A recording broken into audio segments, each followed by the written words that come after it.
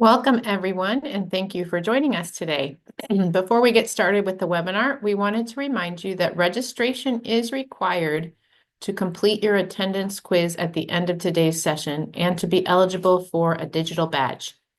You only need to register for the series one time, so if you have already registered for Series 24, no further action is needed. For those who have not yet registered, you can do so by using the link provided in the chat box and then following the steps listed on the slide. Today's webinar will begin in just a few minutes.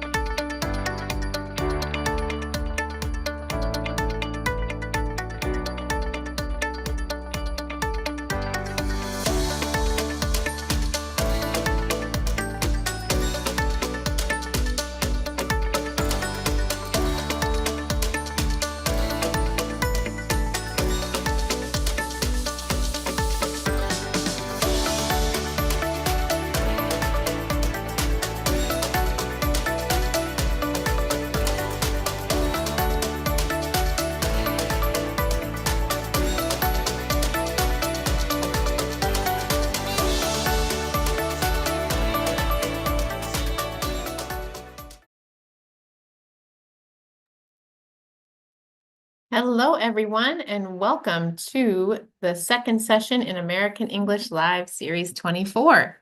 We're so excited that each of you are here with us today. My name is Kate. Great to see everybody. And I'll be with you today along with my colleague behind the scenes, Javid, who will be the moderator, helping answer your questions and responding to your comments during the session. We wanted to let you know that today's session will be recorded. We wanted to let you know that today's session will be recorded and shared across various platforms. By attending and adding your comments to the chat section during today's webinar, your first name, country, and/or comment may be included in the video recording. By participating, you consent to your appearance in the recording and its use for purposes related to the work or business of FHI 360 and the U.S. Department of State. If you do not want to appear in the recording, please do not share any comments in the chat box during the live webinar. Throughout Series 24, we're exploring a variety of topics related to teaching English through American media, games, and creative activities in celebration of the United States' 250th birthday. We hope you're able to use the practical ideas we share. Here's what to expect today. The session is about 60 minutes long. The presenter will present the material, and I, as your host, will ask questions and make comments too. But we really hope to hear from you, our audience, so that we can address your ideas and experiences. Please share your thoughts using the chat box. And now for today's webinar, Photography as Art and Media, Lenses into American Language and Culture. This interactive webinar will demonstrate how photography offers teachers a flexible, engaging way to enrich English instruction by sparking vocabulary growth, critical thinking, and meaningful discussions of U.S. themes such as progress, nature, and innovation. We'll explore free photo archives and classroom-ready activities that build visual literacy and identify ways to customize photo-based lessons for different contexts. By the end of the session, participants will walk away with student-centered techniques that bring language to life through visual storytelling. And now we're pleased to introduce our presenters, Conan Kmiecik and David Bartsch. Conan is an English lecturer and course lead at Qatar University. He is an experienced university lecturer with a background in teaching ESL, EFL, English composition, literature, and entrepreneurial education. In 2025, he served as a U.S. Department of State English language specialist and completed a project at the language village of Mahdia in Tunisia. David has been an English lecturer at Qatar University since 2007. He earned his MTESOL degree from the University of Illinois at Urbana-Champaign in the United States. In addition to teaching English for academic purposes, English for specific purposes, and 4 skills courses in blended task-based and traditional formats, he has worked extensively with computer-assisted language learning. Welcome, Conan and David. We're so happy to have you here with us today. Good evening, everyone. Greetings from Qatar. My name is Conan Kmiecik, and originally I'm from Wisconsin. That's a state in the northern part of the U.S. I've been living and working in Doha now for about 10 years, and I'm excited to be here. My name is David Bartsch, and I'm originally from Iowa, a rural state in the central part of the U.S. I've been living and working in Doha for almost 20 years now. I'm excited to be here as well. As you might see from our presentation tonight, we're talking about photography. And if you look behind us, all the photos behind us are photos that we've taken, mostly that Conan's taken. He's very good at it. And so a couple of them are mine. And so we wanted to show a little bit of our stuff to you so you can see what we can do. Okay, so as Dave mentioned, we practice photography and we also teach English. And today we hope to show you why photographs deserve a renewed place in the English language classroom. So in today's session, we will explore how visual literacy can be developed through photography. We will practice activities that build visual literacy and language skills. And we'll consider how to adapt photo-based tasks for different teaching contexts. We've generated a lot of information. However, since our webinar time is limited, we have several deeper dives that you can explore later after the presentation. To get started, we'd like you to think for yourself, have you ever used photography in English teaching before? And if so, we'd like you to type in the chat 3 words that describe your experience using photography in the classroom. Yeah, let us know, everybody. If you have used photography in your English classroom before, let us know, and then tell us 3 words how you would describe that experience. So let us know. I know when I was in the classroom, I used to use photographs as warm-ups for people to write sentences as they came into the classroom, and then we would talk about those sentences, whether they were correct. Let's see, Ripio Man also says he uses them to warm up. Nice. Photography experience is exciting, creative, and unique from Higher Grace. Pedro says he uses photography. Lucia says, I have used it. It's great to activate vocabulary and to spot details. I usually use my childhood photographs to teach about my family. How nice. From Akerke, Sultan Murat. Very nice. I use them in my LMS as I teach online. Very cool. From Hikma. And let's see, 1 or 2 more. Irene says engaging, fun, and creative are the 3 words. And Ferengi says creative, interesting, and fun. And Mariana says she uses photos for games in the classroom. So thanks for those wonderful ideas, everybody. Thank you, everyone. So nowadays, all around the world, we live in a media-rich environment, and this includes traditional media such as books, newspapers, television and movies, as well as digital media such as the internet, social media, podcasts. Photography is a medium that exists in both the traditional analog and contemporary digital formats. And as Goldstein reminds us, all media needs to be interpreted critically and creatively. The interpretation of images, including photography, is known as visual literacy. Just as we live in a multimedia world, we need to possess multiple literacies to interpret the many messages we encounter each day. This is especially important in the current digital age, as literacies constantly overlap and evolve. This webinar itself is a clear example of a multimodal text. You are engaging with the spoken language or spoken words. There's text on the screen, images, and video of Dave and me. Your minds are processing all these inputs at the same time.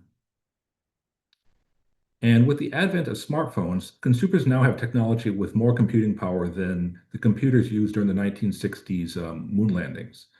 These devices continue to grow more powerful each year and have allowed users to become more than passive media consumers. Today, almost everyone can act as a content creator using the camera built into their phone, and this contributes to the ever-growing online media landscape. To get specifically into the ESL content, we'd like to introduce you to something called Bloom's taxonomy. Now, maybe you've heard of it. It's pretty famous. It's been around a long time, but perhaps you haven't. And we think this is a great tool to help you evaluate, particularly what we're doing here with the activities today with photography, but it's also useful in a large number of ESL contexts, and we hope that you'll learn more about it and use it along the way. So you can see that it starts at the bottom with lower level vocabulary and cognitive processes, and then moves up to higher levels of critical thinking that require lower frequency vocabulary. So we've included some representative verbs for each level. So for example, at the bottom, we've got remember. So then some related verbs could be highlight or define. And then we move up. So slightly more interesting, slightly more complicated, understand, not just remember, but understand. So summarize. And then we get into apply, for example, choose and examine, analyze, categorize and contrast. And then we're getting higher and higher on the list. And so getting more and more critical thinking involved, harder grammar that needs to be used in order to describe it, and words like defend and prioritize. And then finally at the top, where students are creating their own materials, they're building and they're devising.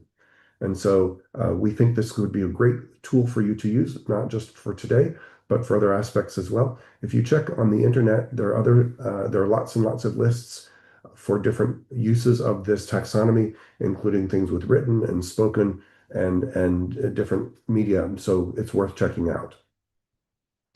So in our webinar, Dave and I explicitly advocate for the development of visual literacy alongside English language teaching.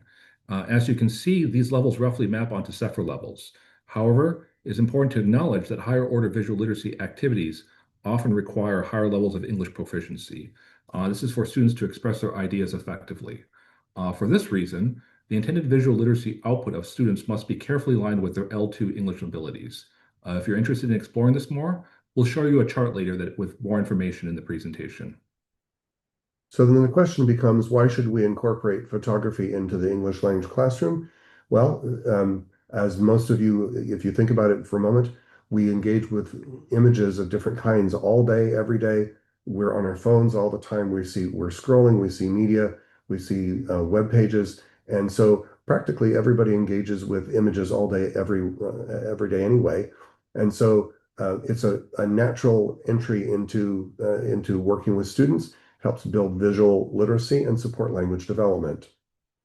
As Sontag said back in the 1970s, to collect photographs is to collect the world. So making photographs isn't just, there's creativity involved, there are choices involved, there's personality involved. It's not just with the photographer. A photograph is an encounter with the photographer. It's an event in and of itself, and people show who they are and what they value by by what they show through photographs. And that was true in the 1970s, when taking photos was a lot more difficult and expensive than it is now. However, now almost everyone's phone has a camera, and this just makes it so much easier for everybody to take photos. You might say that photography is ubiquitous. Almost everybody has access to it. And not only does that, but perhaps in case you haven't thought about it, but the phones that we have in our modern cameras, particularly some of the higher end models, are really extremely powerful, where they're able to take shots that even professional equipment couldn't take even a few years ago. So we really have these powerful, powerful tools that we carry around everywhere we go. And as a result, you might say that art and media have become substantially democratized, with almost everybody being able to participate. What do you think about that, Conan? Well, I think now there's hardly a person on the earth without a phone, and most of those phones have cameras. And people use those cameras to take pictures of things of their everyday life, like their coffee, like an interesting sign, maybe even like their friends. Whereas maybe 200 years ago, photography was something that was only available to people who were rich and who had an interest in on this kind of esoteric art endeavor. So I would say, yeah, photography is now, of the masses. And so now when we're taking photos, we can, like referencing the Sontag quote, it's not just a picture all by itself. We can talk about, we can see people's cultures, values, and social issues. And of course, we're both from the U.S. And so we highlight U.S. cultural values and social issues. But you, wherever you happen to be around the world and whatever background you have, you can focus on those, and you can help your students understand and demonstrate their culture, values, and social issues through photography as well. And then because photography is both personal and universal, that makes it a natural resource for language teaching. So we've specifically spent some time here at the beginning trying to give you some rationale. Why should we use photography at all? And now we're going to go into a little bit more of a technical side of things, and we're going to show activities that build visual literacy and language skills. Real quickly, I'm going to interrupt to just share a couple of nice comments we have coming in, responding to your presentation. Let's see. Pedro says, interpreting photographer makes literacy strong. Communication gets challenging and interesting. Students go from remembering to creating language properly. Very nice comment. Thank you for that. And Professor Mauricio says, in my region, we have an oral tradition and images are fundamental for efficient English learning. And Gustavo says, I use family photos to explain background. So those are all really great comments and wonderful ways to hear you're using or incorporating photos in your classroom. Thanks, everyone. Thank you, everyone. And so we're going to get into some activities, but maybe some of you are wondering where you can find photos online. And later in the presentation, we will discuss some of the resources that we think you should consider. So in this part of the webinar, we'll take you through two activities that you can adapt to your own teaching context.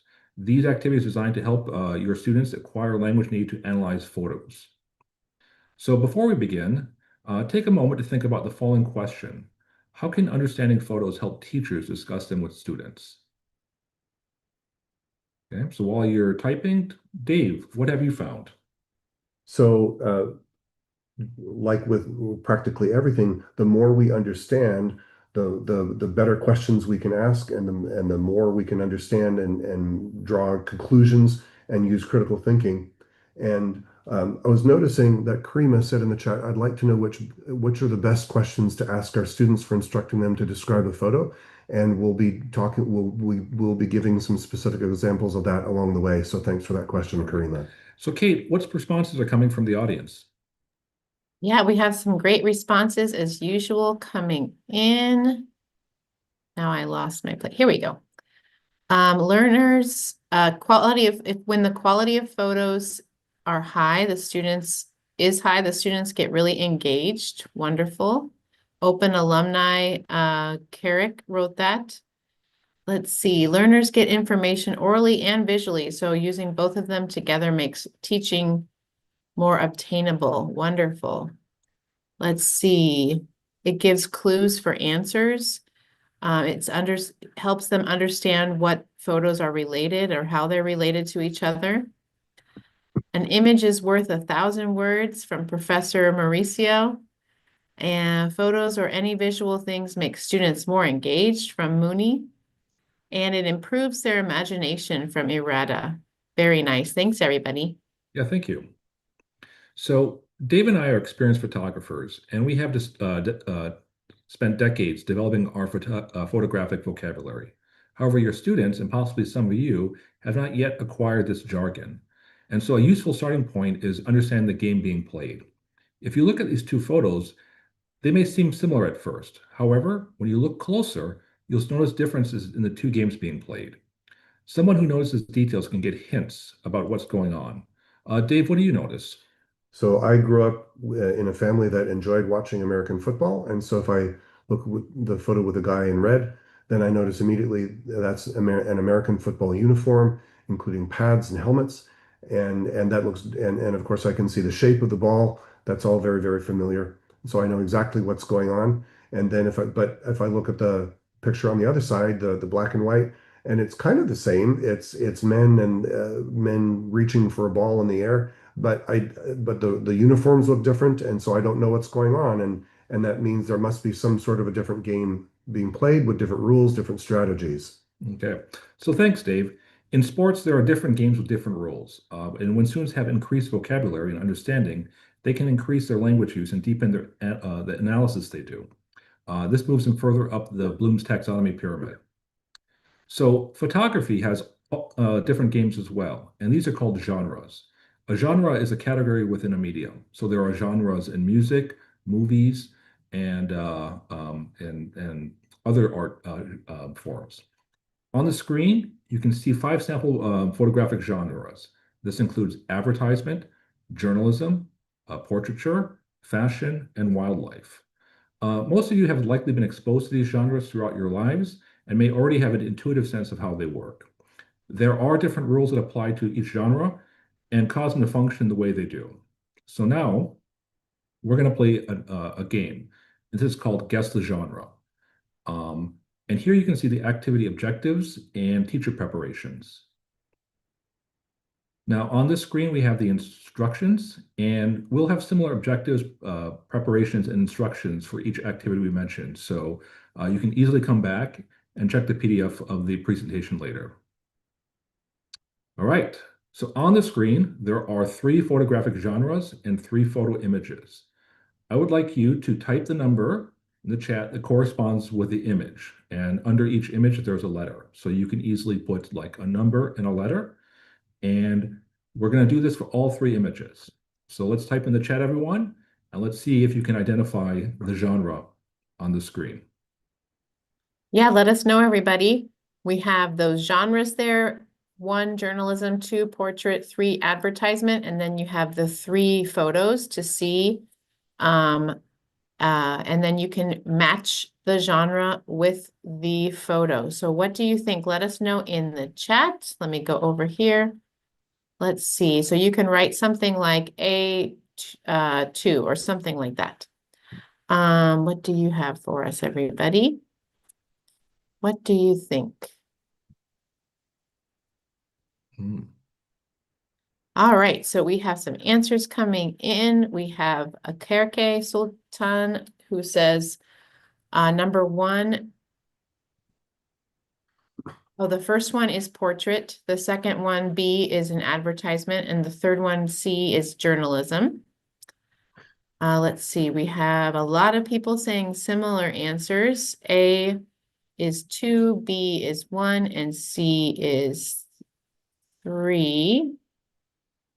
We have all sorts of people coming up with a combination of those answers. Ayede says a portrait is A, B, advertisement, and C is journalism. Wonderful. So how did they do, Conan and David? Well, let's go through the answers then. So the picture of journalism, number 1, that is C. So those of you guessed C, and that's correct. And with journalism, the photo is to record a real event or situation. It's not necessarily beautiful or artistic, although the composition can be interesting and engaging, but it's meant to record the actual event. And it may be difficult to understand without further background context. Here you see people gathering. There seems to be some kind of protest or maybe like a strike. We don't know exactly. So the next example is advertisement. And I'm sure that you've encountered advertisement, anytime you stepped on social media or you stepped in the street. These types of photos are meant to promote a product, and they show a lifestyle or a feeling connected to the product. So they're trying to sell you something. And often these are idealistic and not fully realistic. Oftentimes, advertisement is accused of using Photoshop heavily in order to enhance the appeal. And the last one is portrait, which is A. Now, Dave, I thought portraits were typically of people's faces. Often clearly that's often true, but at the same time, sometimes it's also interesting to have different aspects of them. And so in this case, we can see in this portrait, it's an old woman. We can tell by the hands, by the skin type, and also even without the hands, we can see that the dress, the material is perhaps not modern. And so someone who is an expert in materials or in fashion could even have some idea of when or where this is. And so that's an interesting way to look at portraiture in a slightly different way. Okay, so if you got all the answers correct, good job, everyone. You may be wondering why worry about genres. Well, it builds, so talking about genres builds awareness of different kinds of communication happening with photos. And of course, that's part of the visual literacy skills. And also this is encouraging critical thinking and meaningful language use.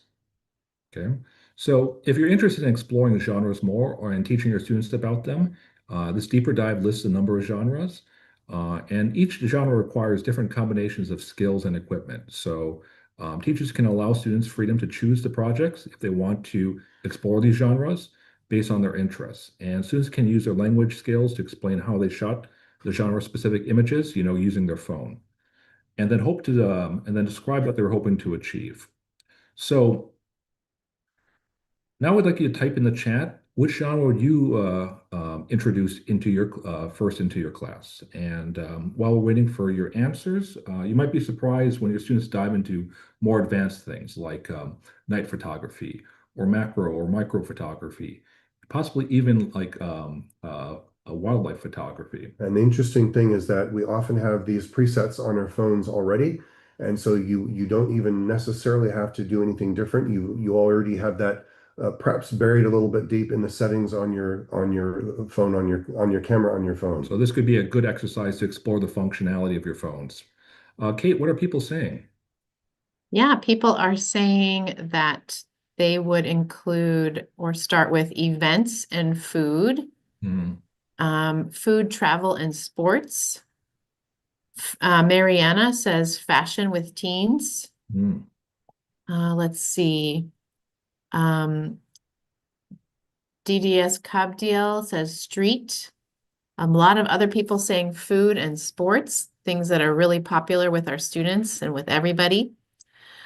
For sports, fashion, food, travel. And Gustavo says it would be based on students' interests and based on the class topic. The genre might change depending on those two things. So those are great. Thanks, everybody. Yeah, thank you. So we've been talking about genres already so far, but then once you get into things a little bit further, when you learn the particulars of a game, you realize that there are different plays, there are different reasons why different types of plays happen at different points in the game. And so it's important to understand the rules of the game. And it's the same way in photography. There are different techniques that are used to create different effects in photography. And so we're going to spend a little bit of time doing that. But you may be wondering, why should I bother learning photography techniques? It's a fair question. So what do you think? How does understanding how an image is constructed change how students interpret it? Let us know what you think. Yeah, what might help her? How would students be able to interpret better or differently if they understand how an image is constructed? What do you think, everybody? Let's see here. People are continuing to share some of the genres they would use. People in everyday life, family, school, work, and friends. They can have more details to help them guess about some of the vocabulary or topics. Wonderful. What else do we have here? How might it help students to understand how an image is constructed? What do you think? As we're it gives them the reason behind its nature. I think that's great. Yeah, it gives more of an idea of what goes behind it, maybe helping them think about the author, developing those critical thinking skills, thinking about who that person is and why they would take that kind of photograph. Let's see. It gives them context to find out the objective of the picture. That's a great response. Again, maybe depending on who took it, you might have a different viewpoint or a different reason for taking photos of a certain thing. So wonderful. Thanks, everybody. And so photographic techniques help us understand what we notice first, what we look at longer, and how we understand an image. It provides students with vocabulary and tools to help explain their ideas and supports students in thinking critically about the images.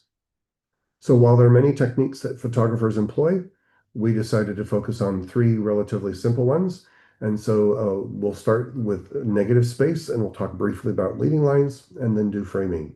So to start off with negative space, negative simply means having extra space around something. So something like what's the point of the photo and what's not the point of the photo. It's the empty space around the subject. And we can see the blue space, around the coffee cup, and having all that empty space there draws us into the middle of the photo.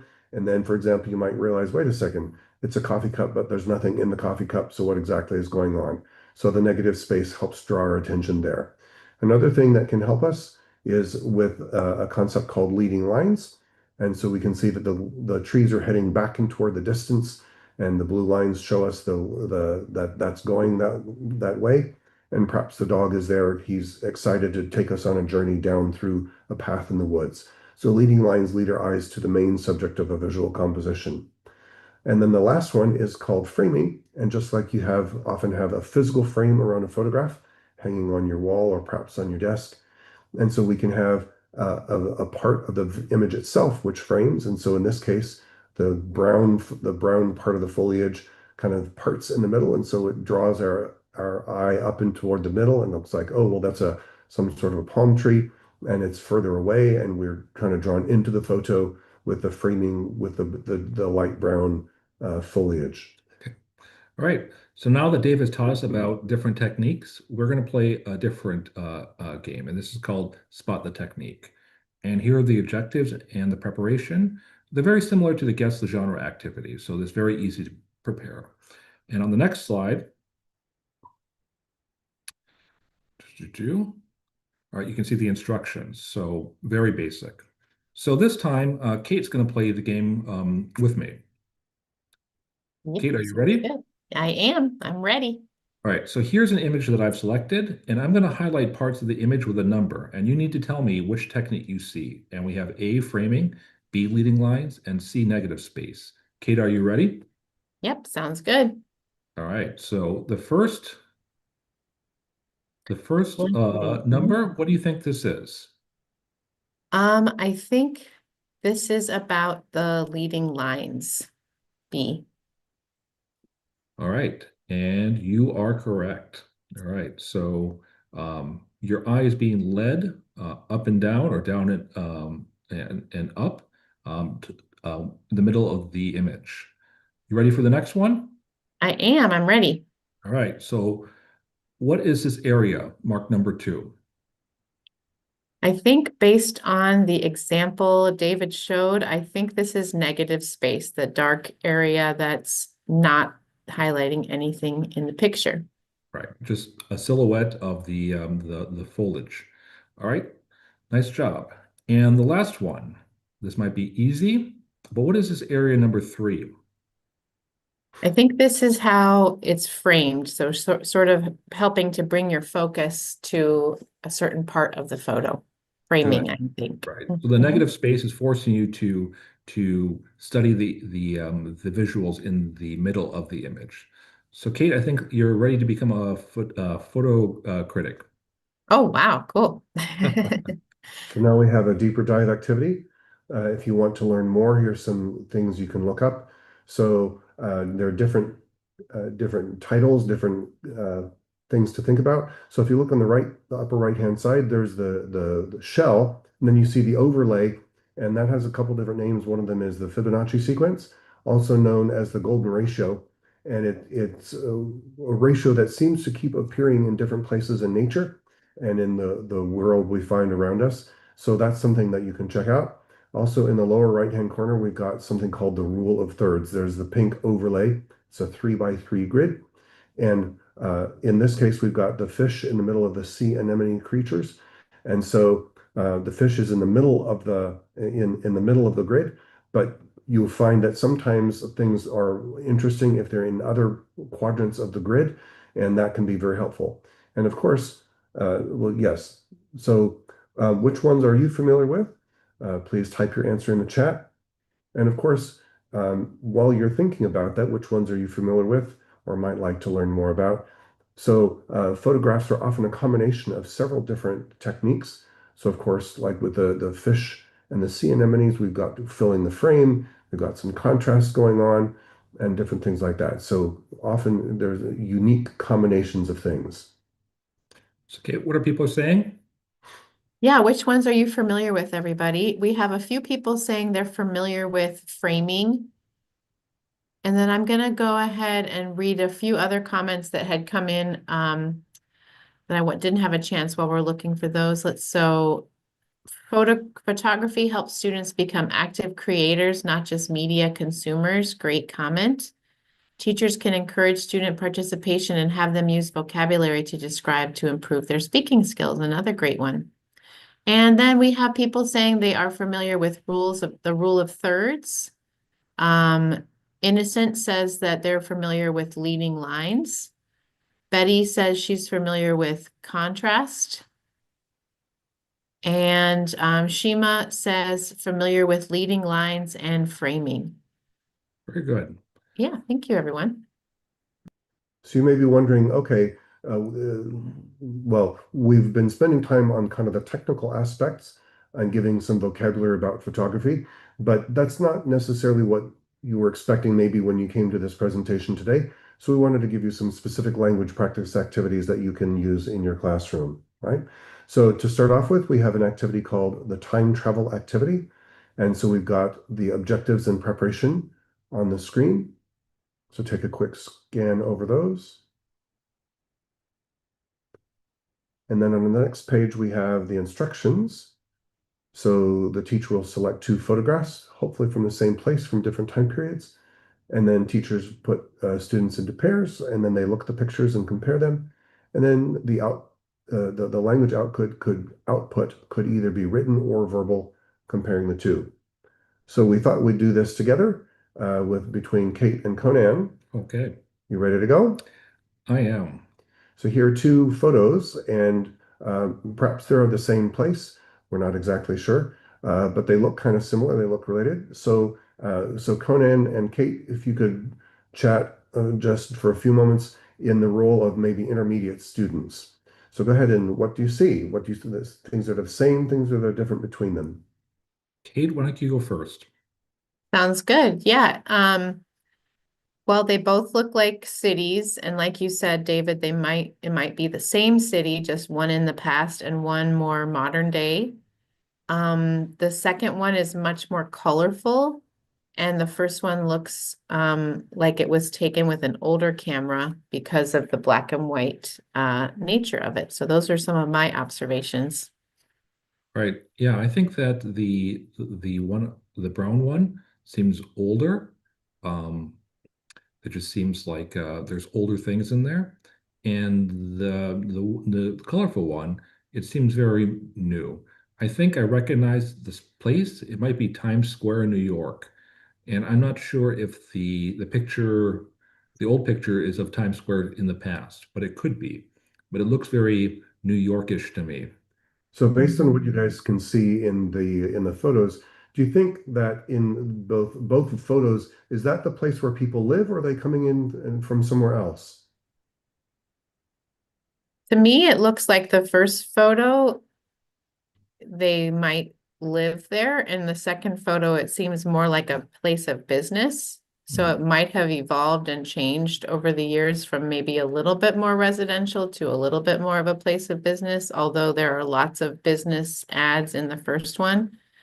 And the transportation seems to be different. I mostly notice walking in the first one, and I see a lot of cars in the second one. Yeah, I think that I like your word residential because I can see on the building in the brown there are fire escapes. It looks like those are for people to, who need to get out of the building who live there. In the picture, the colorful picture, I see skyscrapers, and typically, I think in New York, people don't live in skyscrapers, but people do business there. So if you had to take a guess, what do you think what would make some of the changes that you see between the two pictures? What are some of without knowing the specific history of the particular places, but what kind of social changes or historical changes happened to cause some of these changes to happen, as far as you can tell? Hmm. I think the biggest one that seems the most obvious to me is just that technology has advanced a lot since the first photo. And the way we get around has changed a lot, our modes of transportation, which is also related to technology. Mhm. If the picture on the colorful picture is of Manhattan, I know that Manhattan's very popular and they have lots of skyscrapers there. People want to do businesses there, and also rich people want to own property there. So I think that that would make the prices go up. I think the older picture, maybe there wasn't as much business or many people who had lots of money. Maybe they worked in factories and so that's why it seems like it's more residential and lived in. And so as we move on, we can see some different responses from different types of students.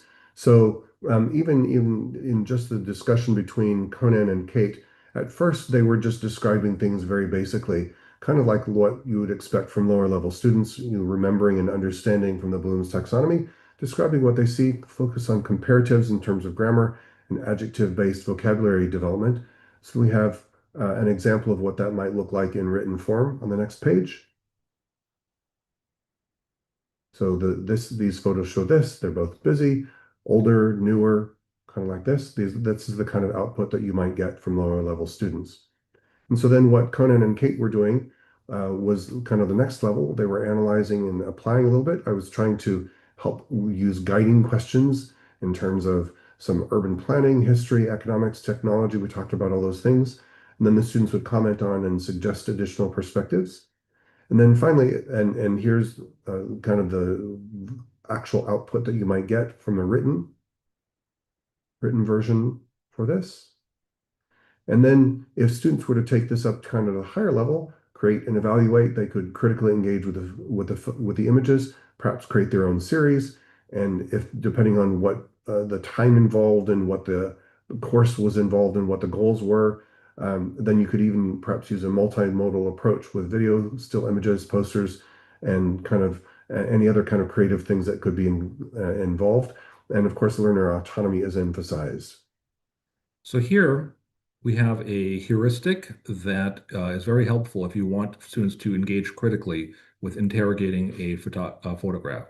So we have questions like, how does the image make you feel? What elements can you see in the foreground, background? And more critically, what message does the image transmit? So this is a good tool for getting students to delve deeper into the meaning behind a photograph. And this relates to, we were talking about visual literacy earlier, and so this is the chart we're talking about. And Karina had a question earlier about what questions can we have students ask?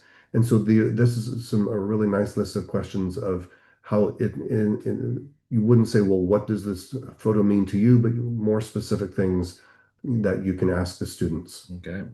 So now we have a couple other activities that we're not going to have time to play, but we wanted to show for you to consider maybe employing in your classroom. And the first one is called iconic image activity. On the screen, you see the objectives and the preparations. And so when you're ready to play this or try this out, here's how you do it. So on the screen, the first step is for the teacher to choose an iconic image. And we've chosen the Statue of Liberty. as our iconic image. And then the next step would be for the student to choose an image that relates, and then they would go and find a photo on one of the approved resources that we're going to talk about later. And so here the student has chosen a picture of a basketball player dunking the ball. Now, the student doesn't need just to find the image, they also have to explain and defend their choices. And this could be done, as in a written form or in a verbal form. Now, the extension would be to add another image to complete the sequence. And so here we see a series starting off with the iconic image, but ending in a staircase. So Dave, if you were the student, how would you defend the two choices? Well, the statue is lifting its torch up into the sky. That's the Statue of Liberty, very famous U.S. landmark. And with a basketball player, the basketball trying to lift the ball up into the sky. But at the same time, the ball goes up and down and, dribbling the ball up and down the court. And then with a staircase, the kind of the definition of a staircase is going up and down. So you might be surprised when you're working with your students that the connections that they draw, perhaps in some cases, connections that wouldn't have ever occurred to you, which can be quite fun. Okay. All right. Thank you, Dave. Now we'll move on to the next activity that we'll share with you and you can explore later. And this is called a visual jigsaw activity. So here are the objectives and procedures. And this is a pretty simple activity to employ. Basically, you just need to find a photo and provide some paper and writing utensils for students. So students would work in pairs, and the first student is the describer. They have the image, they look at it, but they don't show their partner. The second person is the sketcher, and they are the ones with the paper and the writing utensils or the drawing utensils, and they need to try to draw out what is being described to them. So the describer would describe the image and tell the partner what they're seeing. And the sketcher is trying to best represent this, but also ask questions so that they get more information about what they need to the detail. So, And now we're coming into the final section of our presentation. And so you may be saying, well, that's all nice and wonderful, but how can I actually make it work in my classroom? So we have some specific ideas on how to adapt for different contexts. So particularly adapting for different contexts, different levels of technology, finding the photos. So that's what's coming next. So before we get into this, maybe think to yourself, how could you adapt these ideas and activities to your own context? I'll give you just a few moments. Maybe you already have some ideas that you've been considering as we've been presenting.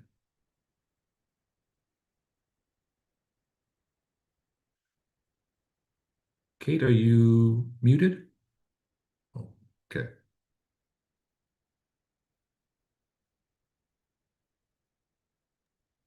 All right, there we go. Sorry about that. Yeah, so we have, well, we had one question from Karima about one of the comments, I think, she was wondering if you're not supposed to focus on writing with beginner students when you're using photography, or if it's okay to focus on writing. No, you can, I mean, if you want to be a verbal activity just to prompt speaking, I mean, that's perfectly fine. You all know your learners and you know what they need to work on. So please adapt for your own context and your learners' needs. And Good. and then working on writing might be have a little more time for revision. And so if that was an activity that you wanted to take a little bit more time with, that could work like that. Very nice. Thank you. Yeah, so some other ways that people can adapt. Let's see here. We have they could look at the relationship between photos and the iconic image activity. That's a great idea. They could have photos related to their own culture or history. Wonderful idea. They can use these ideas to brainstorm ideas before teaching. And I think Rosa's talking about teaching the used to grammar construction. Good.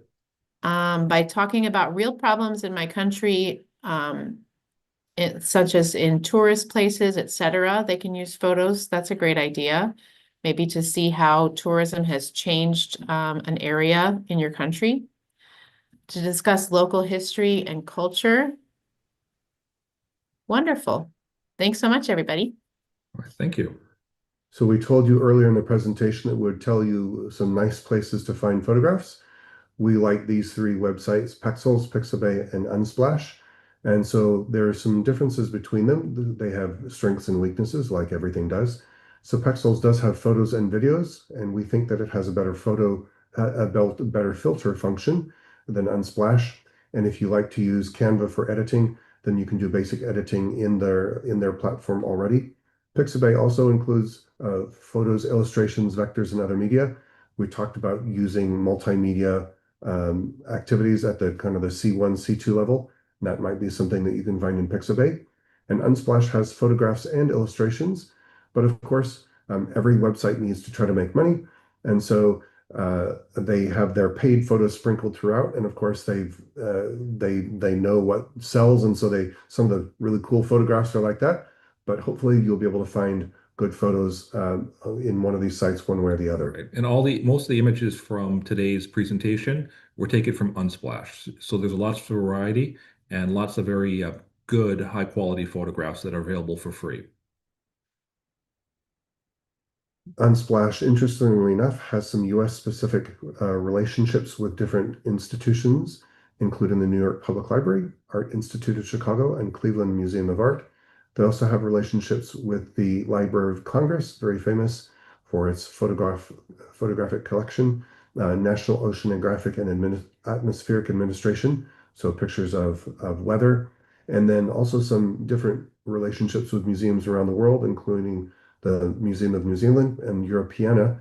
Did you look at the New Zealand one, Conan? I did, and I especially like this. And I think that it speaks to what we're trying to convey today, that, photographs can be a glimpse into another culture, another time. I liked the sepia tone quality of these old archival photos of the culture of Oceania in the 19th century. So, these are a good way for, us to explore other cultures and history, but also for our students to do the same. And hopefully that elicits them to produce language. So we're going to talk about adapting these activities for different contexts, and we'll talk about three different contexts. And so maybe you're teaching in a high resource context, and this is somewhere where in your classroom, the students have access to computers, maybe even smartphones. And in the class, there's probably a monitor or an LCD projector where you can display things. And more importantly, this kind of context has reliable Wi-Fi or internet. So in this context, students are able to take photos and using their smartphones and share them easily, or they can find images on the online repositories that we talked about. You're able to display photos with a classroom projector. So once students find things, it's easy to share and discuss. And they possibly could share this, online in a gallery or, in a cloud-based folder. However, you might find yourself in a medium resource context, perhaps where you do have a projector, although maybe not terribly a powerful one. You might have some internet, but perhaps it might not be powerful enough for all of the students to be using it at the same time, might not be able to handle that kind of bandwidth. And so maybe what needs to happen in that kind of a situation is if you can upload the photos from some resource, a place that has higher degree of internet, maybe at your home or in some different part of the building or different building. And so then you can get the photos and show them that way. Perhaps you need to print out some of the photos, and you can even laminate them for reuse, and then perhaps post printed photos on walls or put them at rotating small group stations. Okay.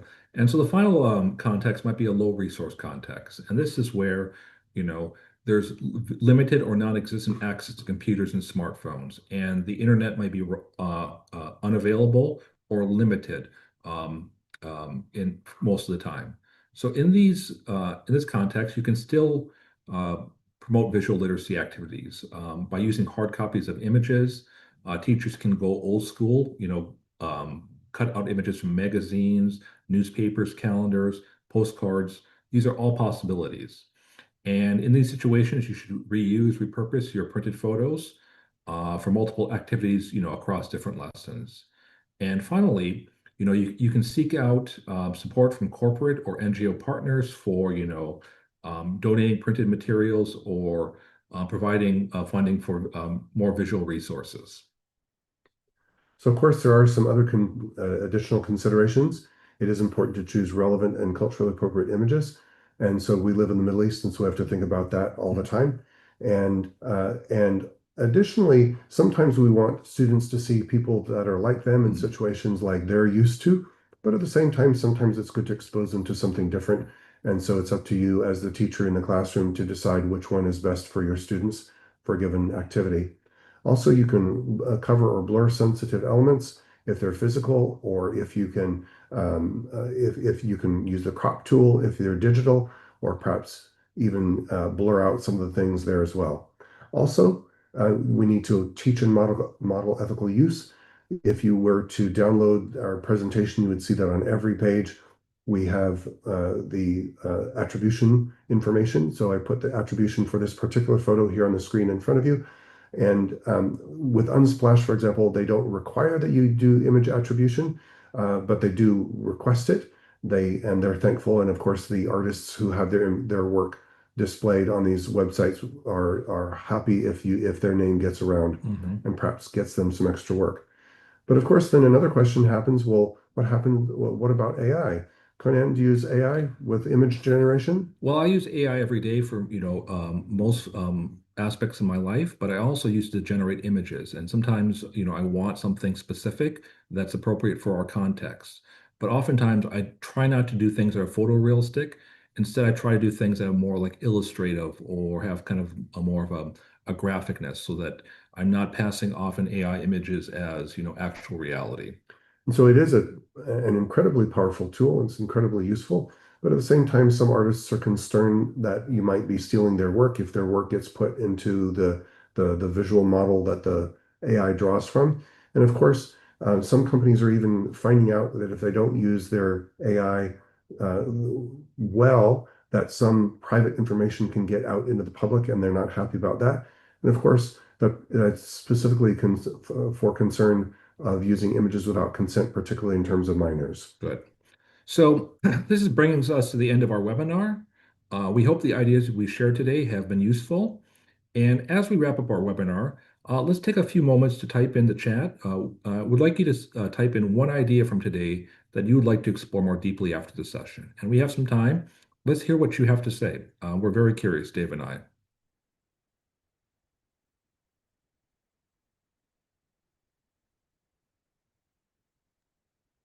Yes, everybody, let us know what your thoughts are on what is an idea or an activity that you would like to explore deeper after this session. We have some really nice comments coming in about culture. Let's see. Saeed Mauricio said that a lot of the materials that are in his area are not very appropriate for the people that live in the forest near there. So anything that's really real and authentic is the most powerful thing. And a lot of other people commenting also on really trying to get images that are real and that people can relate to in your classroom. Right, and that might involve the teacher going out and developing their own photographic skills to kind of capture the images that, connect with their students and, the situations around them. Absolutely. And some other ideas people are saying they'd like to take from today's session are the techniques that you all shared, like negative space or framing, using photos from storytelling, photographic comparison or time traveling people would like to explore, photography genres and a lot of activities to use in the lesson. So some of those genres can really help students develop that keen eye and those critical thinking skills. Hikma says this, oh, go ahead. Oh, I was going to say that the techniques aren't just, for photography. If you enjoy movies, you'll be able to notice the things that directors are doing in order to manipulate you and to kind of to add meaning to the images. And even if you have students who are taking art classes, these sorts of the visual literacy applies to those cross-curricular things. And in perhaps what you could even do is if you are in a context where you could work with another teacher, if that's maybe even considered to be a valuable thing, that you could have something like with a visual art teacher, and then maybe have some written language output or description to go along with that. Absolutely. Yeah. And Sandro says that they want to use pictures from their city and then compare them with pictures from other cities, maybe in the country. That's a great idea. Mhm. So Ferengi really liked the jigsaw, visual jigsaw activity. And so let's see, Hikma liked the time traveling. Irada says it'd be great to use photos of places around the world, definitely. Ask students for images about an important event that's about to take place in their city and have them talk about the social impact of that event. That's a great idea from Leopoldo. Nice. And let's see, one more from Sandro. Have my students choose different pictures from our city and compare them with other cities. So yeah, thanks everybody. Those are really great ideas. Thank you. So, Dave and I hope you continue your exploration of photography and visual literacy, and we hope you consider how it can support and enrich English language teaching. Thank you very much for joining us today.